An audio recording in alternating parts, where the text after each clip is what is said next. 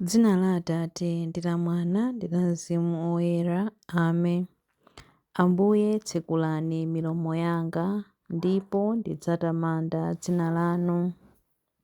Ulemu ukhale kwa Atate ndi kwa Mwana ndi kwa Mzimu Woyera, monga panali poyamba, tsopano ndi masiku onse, ndi pa nthawi zosatha. Amen.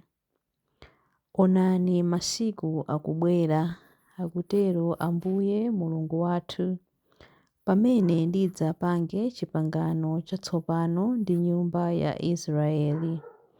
Tipatseni ife Ambuye mtima watsopano, lenganinso mwa ife mzimu wanu watsopano. M'kati mwa iwo ndidzadzalamo lamulo langa, ndidzalemba lamuloli m'mitima mwawo. Tipatseni ife Ambuye mtima watsopano, lenganinso mwa ife mzimu wanu watsopano. Ndidzakhala Mulungu wawo, ndipo iwo adzakhala anthu anga. Tipatseni ife Ambuye mtima watsopano, lenganinso mwa ife mzimu wanu watsopano. Pa zofowoka zawo ndidzawakhululukira, sindidzakumbukiranso machimo awo. Tipatseni ife Ambuye mtima watsopano, lenganinso mwa ife mzimu wanu watsopano. Ulemu ukhale kwa Atate ndi kwa Mwana ndi kwa Mzimu Woyera, monga panali poyamba, tsopano ndi masiku onse, ndi pa nthawi zosatha. Amen. Chilimbi 1. Kodi ndidzatha liti ulendo wanga ndi kufika pamaso pa Mulungu? Monga momwe mbawala imakhumbira mtsinje wamadzi, ndimo mmene mtima wanga umakhumbira Inu Mulungu wanga. Mtima wanga ukumva ludzu lofuna Mulungu, Mulungu wamoyo. Kodi ndidzafika liti pamaso pa Mulungu? Ntchito yanga ndikulira usana ndi usiku, wosalawa chakudya chilichonse, ndipo anthu akhala akunena kuti, Mulungu wako ali kuti?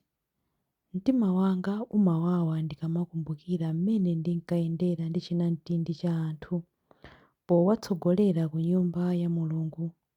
Panali khwimbi la anthu ofuwula mosangalala, akuyimba nyimbo zothokoza ndipo akuchita chikondwerero.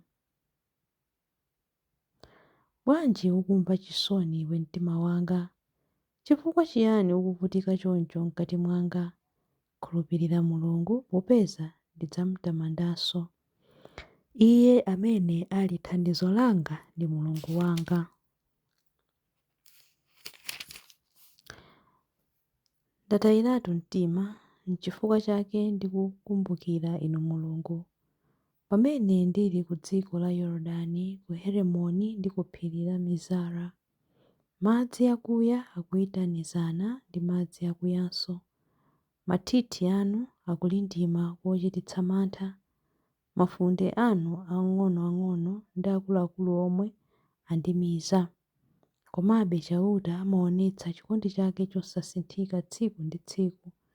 N'chifukwa chake nthawi zonse ndimamuyimbira nyimbo ndi kumpemphera Mulungu wondipatsa moyo. Ndimafunsa Mulungu Thanthwe langa kuti mwandiyiwaliranji? Ndiziyenderanji ndili kulira chifukwa chondipsinja mdani wanga? Kunyoza kwa adani anga kumandipweteka ngati bala lofa nalo la m'thupi mwanga, akamandifunsa nthawi zonse kuti Mulungu wako ali kuti? Bwanji ukumva chisoni iwe mtima wanga? Chifukwa chiyani ukuvutika choncho mkati mwanga? Khulupirira Mulungu, popeza ndidzamutamandanso. Iye amene ali thandizo langa ndi Mulungu wanga. Ulemu ukhale kwa Atate ndi kwa Mwana ndi kwa Mzimu Woyera, monga panali poyamba, tsopano ndi masiku onse, ndi pa nthawi zosatha. Amen. Kodi ndidzatha liti ulendo wanga ndi kukafika pamaso pa Mulungu? Chilimbi 2. Ambuye mundionetse kuwala kwa chifundo chanu. Inu Ambuye mutichitire chifundo, Inu Mulungu mwini zonse mutiyang'ane ife. muopseze anthu onse a mitundu ina amene sadakufunefuneni kuti azindikire kulibe Mulungu koma inu nokha, ndipo athe kusinkhasinkha za ntchito zodabwitsa. Musamule dzanja lanu ndi kulanga mitundu yachilendo kuti onsewo adziwe mphamvu zanu, monga mudawaonetsera kuti ndinu oyera. Pa zochita zanu pakati pa ife momwemonso mutionetse ukulu wanu pa zochita zanu pakati pa iwowo. Aphunzire monga tidaphunzirira ife kuti palibe Mulungu wina koma inu nokha Ambuye. Onetsani zizindikiro zatsopano ndi kuchita zozizwitsa zinanso. Muonetse ulemerero wa dzanja lanu ndi mkono wanu wakumanja. Sonkhanitsani mafuko onse a Yakobe, muwapatsenso dziko lawo monga mudachitira kale. Inu Ambuye muwachitire chifundo anthu otchedwa dzina lanuwa, Israeli amene mudamutchula mwana wanu woyamba. Muchitire chifundo mzinda mmene muli nyumba yopembedzeramo inu Yerusalemu, mzinda wopumirako inuyo. Mudzaze Ziyoni ndi nyimbo zambiri zokutamandani. Nyumba yanu muyidzaze ndi ulemerero wanu. Ulemu ukhale kwa Atate ndi kwa Mwana ndi kwa Mzimu Woyera, monga panali poyamba tsopano ndi masiku onse ndi pa nthawi zosatha. Amen.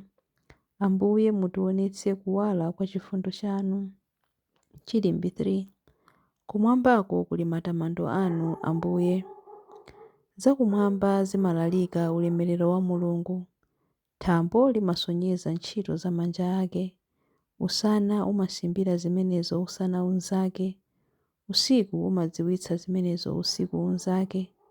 Palibe kulankhula, palibe kunena mawu aliwonse. Liwu lawo silimveka konse, komabe uthenga wawo umafalikira pa dziko lonse lapansi. Mawu anu amafika mpaka kumathero a dziko. Mulungu adamangira dzuwa nyumba m'thambomo. Dzuwalo limatuluka ngati mkwati wokondwa, amene akutuluka m'nyumba mwake, ndipo limayenda ndi chimwemwe ngati ngwazi yamphamvu. Limatuluka kuyambira kumathero ena a thambo ndi kuzungulira mpaka kumathero enanso. Palibe chinthu chilichonse chotha kulewa kutentha kwake. Ulemu ukhale kwa Atate ndi kwa Mwana ndi kwa Mzimu Woyera, monga panali poyamba tsopano ndi masiku onse ndi pa nthawi zosatha. Amen. Kumwamba kuli matamando anu, Ambuye. Mawu a Mulungu. Mawu akuchokera mu buku la Exodo 19 vesi ya 4 mpaka 6a. Mudaona muja ndidakunyamulani monga mmene mphungu imanyamulira ana ake pa mapiko ake, ndipo ndidakufikitsani kwa ine. Tsono mukamandimvera ndi kusunga pangano langa, mudzakhala anthu anga pakati pa makamu onse, pakuti dziko lonse lapansi ndi langa, ndipo inu mudzakhala anthu onditumikira ine ngati ansembe, ndiponso ngati mtundu woyera. Mawu a Ambuye. Tithokoze Mulungu. Chiyankho. Mulungu mwini adzandipulumutsa ku msampha wa mlenje. Mulungu mwini adzandipulumutsa ku msampha wa mlenje. Kwa iwo amene angathe kunditchera ndi mawu awo onyenga ndi ku msampha wa mlenje. Ulemu ukhale kwa Atate ndi kwa Mwana ndi kwa Mzimu Woyera. Mulungu mwini adzandipulumutsa ku msampha wa mlenje. Chilimbi cha nyimbo ya Zakariya. Khalani achifundo ndiponso a mtima wokhululuka, monga alili Atate anu, akutero Ambuye. Adalitsike Ambuye Mulungu wa Israeli, wadzayendera anthu ake ndi kuwawombola. Watiukitsira ife mpulumutsi wamphamvu, nyumba ya Davide mtumiki wake, monga adalonjezera ndi milomo ya anthu oyera, iwo amene adali aneneri pa nthawi yakale. Mpulumutsi amene adzatimasula ife kwa adani athu, kumanja a onse amene amadana nafe. Choncho chikondi chake pa makolo athu chakwaniritsidwa, ndiponso pangano chake choyera chakumbukiridwa. Adalumbira kwa Abrahamu Atate athu kuti adzatilola ndi ufulu kumantha ndi kupulumutsidwa m'manja mwa adani athu, kuti tithe kumutumikira Iye mkuyera ndi mwachilungamo masiku onse a moyo wathu pamaso pake. Kwa iwe mwana wang'ono, udzayitanidwa mneneri wa Mulungu wamwambamwamba. Udzapita m'tsogolo mwa Ambuye kuti ukakonze njira zake Iye asanabwere, kuti akadziwitse anthu ake za chipulumutso chawo, kudzera m'chikhululukiro cha machimo awo onse, chikondi chokoma cha mtima wa Mulungu wathu, amene amatiyendera ngati m'bandakucha wakumwamba. Adzapatsa kuwala iwo amene ali mdima, iwo amene akukhala mu mthunzi wa imfa, ndi kutitsogolera ife m'njira ya mtendere. Ulemu ukhale kwa Atate ndi kwa Mwana ndi kwa Mzimu Woyera, monga panali poyamba, tsopano ndi masiku onse, ndi pa nthawi zosatha. Amen. Khalani achifundo ndiponso a mtima wokhululuka monga alili Atate anu, akutero Ambuye m'mapemphero. Wodala Mulungu Atate, kamba ka mphatso yake ya nsembe iyi yotamandika, ndi mtima wolemekeza nyengo iyi ya Lenti, tiyeni tipemphere. Tiphunzitseni ife Ambuye njira za ufumu wanu. Mulungu wamphamvu ndi chifundo, tipatseni ife mtima wopemphera ndiponso wakulapa, ndi chikondi choyaka moto cha inu ndi mtundu wonse wa munthu. Tithandizeni ife kugwira nanu ntchito. Tiphunzitseni ife Ambuye m'njira za ufumu wanu. Tithandizeni ife kugwira nanu ntchito yosandutsa zinthu zonse kukhala zatsopano mwa Khristu, ndi kufalitsa mtendere ndi chilungamo pa dziko lonse lapansi. Tiphunzitseni ife Ambuye njira za ufumu wanu. Tiphunzitseni ife tanthauzo ndi kufunikira kwa chilengedwe, kuti pakutero tithe kulunzamitsa liwu lake ku liwu lathu pamene tikuyimbirani matamando. Tiphunzitseni ife Ambuye m'njira za ufumu wanu.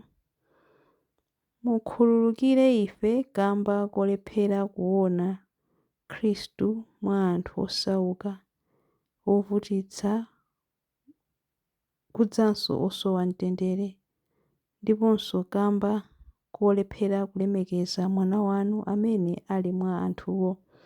Tiphunzitseni ife Ambuye njira za ufumu wanu. Tiphunzitseni ife Ambuye njira za ufumu wanu pamene tikupemphera kuti: Atate athu muli kumwamba, dzina lanu liyeretsedwe, ufumu wanu udze, kufuna kwanu kuchitidwe, monga kumwamba choncho pansi pano. Mutipatse ife lero chakudya chathu cha lero. Mutikhululukire ife zochimwa zathu, monga ifenso takhululukira adani athu. Musatisiye ife m'chinyengo, koma mutipulumutse ife kwa zoyipa. Amen. Tipemphere. Mulungu Atate athu, tithandizeni ife kupeza moyo watsopano kudzera mukudzilanga. Titetezeni ife ku tchimo, ndiponso tithandizeni ife kukhala motsatira lamulo lanu lachikondi. Tikupempha izi kudzera mwa Ambuye athu Yesu Khristu, mwana wanu, amene ali ndi moyo ndi ufumu limodzi nanu ndi Mzimu Woyera, Mulungu tsopano ndi pa nthawi zosatha. Amen. Ambuye atidalitse, atiteteze ife ku zoyipa zonse ndi kutifikitsa ku moyo wosatha. Amen. M'dzina la Atate ndi la Mwana ndi la Mzimu Woyera. Amen.